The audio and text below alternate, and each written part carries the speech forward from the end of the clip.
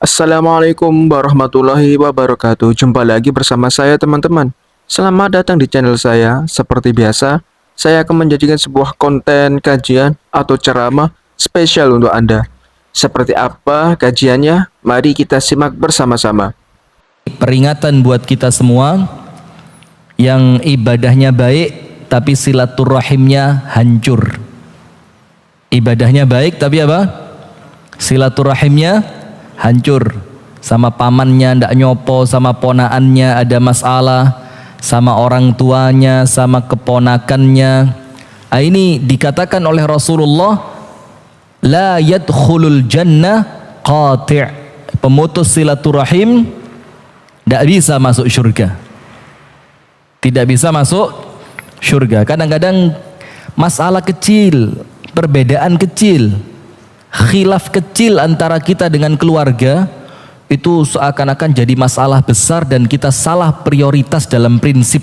Ngerti tidak? Salah prioritas dalam prinsip. Sesuatu yang aslinya dalam agama bukan prinsip, kita sok prinsip-prinsipkan, akhirnya apa?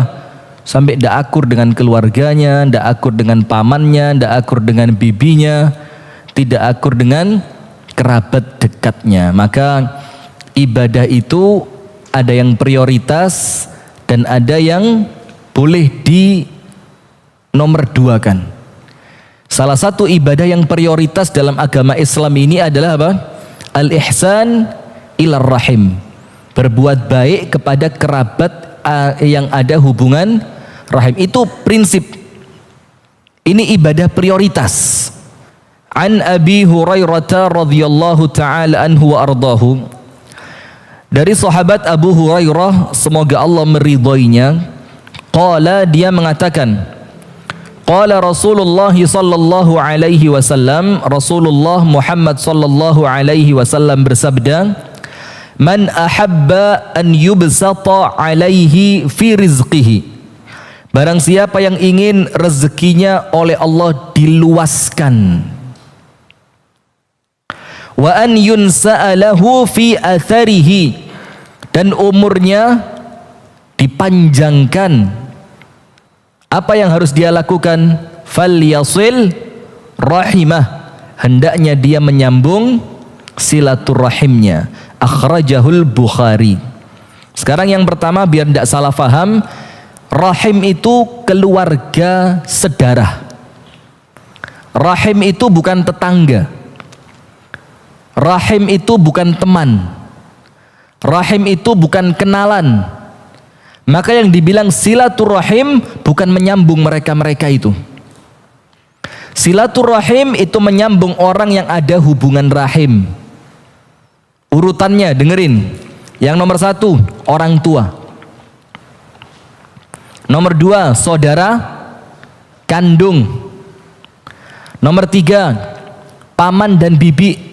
Karena dikatakan di dalam hadis al-a'mam sonu abi, paman kalian sederajat dengan bapak kalian. Jadi tidak boleh sama pamannya kurang ajar, tidak boleh. Kemudian kakek nenek, ponaan, dan seterusnya. Nah, maka yang paling utama tadi siapa? Orang tua. Nomor 2 saudara kandung. Dan 2 ini yang paling berat. 2 ini yang paling berat. Kalau orang tua kadang-kadang diingetin sedikit tentang durhaka kepada orang tua, bisa lunak dia. Tapi kalau keluarga, kadang-kadang kita susah toleransi sama saudara kandung kita. Isine gak cocok, isine ilo-iloan, isine paidu-paiduan, gak gelem kurang luweh. Ndak mau kurang lebih sama keluarga, toleransi, ndak mau keras. Aku kenal sama dia mulai lahir. Dari dulu wataknya seperti itu, tidak berubah. Mesti saya tahu. Tidak usah sok nyeramain saya, Ustadz. Saya lebih kenal siapa dia. Loh, waduh, iki wis gak mbayari lek ceramah dikandani ngamuk. Kan repot begini. Kita ini ngasih tahu ikhlas karena Allah, kepingin supaya semuanya jadi baik, malah dipaidu. Kita ngasih mau'izah hasanah, dia kasih paidu sayyi'ah. Kan repot kalau begitu ya. Nah, itu yang pertama makna apa? Rahim. Berarti jangan salah paham. Loh Ustadz, sama tetangga gak boleh, sama teman gak boleh. boleh, cuma namanya bukan silaturrahim. Namanya apa? Nyambung persaudaraan, ukhuwah di antara kaum muslimin. Jangan dibalik, mbek tonggo api, mbek dulur rusak. Sama temen loman, sama saudara pelit, sama istri nyah-nyoh, sama orang tua ndak pernah ngasih. Gites saja istri model begitu. Ndak boleh istri itu ngelarang suaminya untuk berbakti kepada orang tuanya. Jangan khawatir antum. Antum kalau punya istri yang menghalangi antum untuk berbakti sama orang tua, apa dikatakan oleh Rasulullah? Man taraka syai'an lillah awwadhahullah khairan min. Barang siapa yang meninggalkan sesuatu yang buruk karena Allah, Allah kasih ganti yang lebih baik. Mau digenteni luwih apik? Sudah. Yang pertama makna silaturahim, faham ya? Sekarang poin kedua, apa arti diluaskan rezekinya? Al-Imam Ibnu Hajar Al-Asqalani dalam kitabnya Fathul Bari, beliau mengucapkan maknanya ada dua. Nomor satu, diluaskan secara hakiki, betul-betul rezekinya ditambahi wakeh, rezekinya ditambah menjadi banyak. Maknanya makna asli, betul-betul rezekinya, misalkan jatah panjenengan dari Allah 100 juta, karena panjenengan rajin silaturahim jadi 150 juta. Mudah atau susah bagi Allah? Mudah. Makna yang kedua, bukan makna hakiki, tapi makna kiasan, yang artinya apa? Bukan jumlah nominal uangnya yang ditambah, tapi kemanfaatan dan keberkahannya serta perasaan puas di dalam hati. Yang ditambah apa? Manfaatnya, barokahnya, dan perasaan puas, qanaah di dalam hati. Contoh, kalau ndak nyambung silaturahim, duit 1 juta ndak cukup, hatta buat makan ndak cukup. Tapi setelah dia nyambung silaturahim, uang 1 juta buat makan sisa, dan sisanya bisa digunakan untuk sodakoh. Karena apa? Keberkahannya oleh Allah ditambah, manfaatnya besar. Ada orang punya duit 10 juta, orang lain ngerasa nikmatnya. Ada yang punya 100 juta, tapi orang lain gak kecipratan belas. Nah, ini maknanya bukan nominal, tapi apa? Keberkahan. Yang kedua, yang ketiga, umurnya dipanjangkan. Sama seperti meluaskan rezeki, maknanya ada dua, makna asli dan makna kiasan. Kalau makna asli, misalkan umur panjenengan di catatan Gusti Allah itu 50 tahun, karena panjenengan rutin nyambung silaturahim, ditambahi boleh jadi sampai 20 tahun. Jadi umurnya berapa? 70. Dan itu makna yang disampaikan oleh para ulama. Lalu makna yang kedua, keberkahan umurnya. Keberkahan apa? Umurnya. Podo-podo 50 tahun, tapi yang satu 50 tahun manfaat buat banyak orang, yang satunya 50 tahun belum selesai dengan diri sendiri. Ada enggak? Ada. Imam Nawawi meninggal usia 50 tahunan. Kitabnya Imam Nawawi, luar biasa.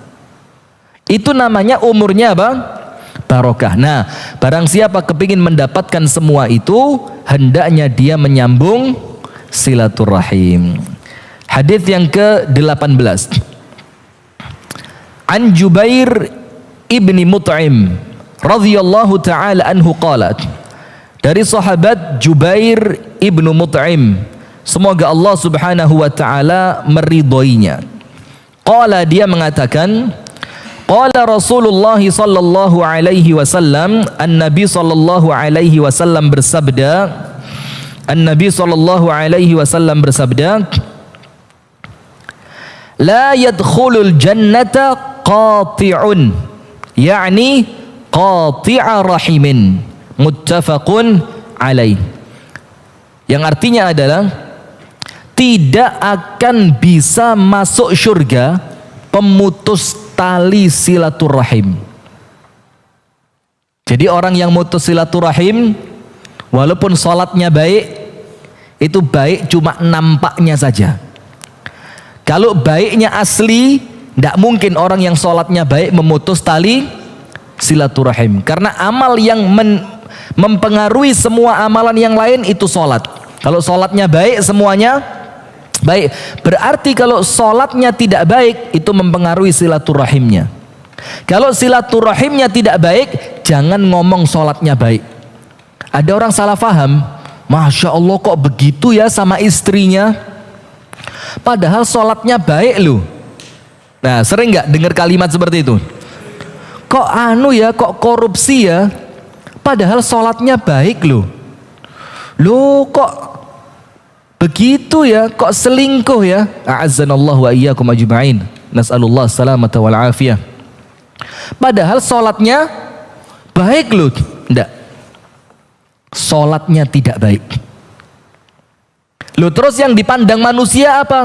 Zahir, keto, tok, nampak luar.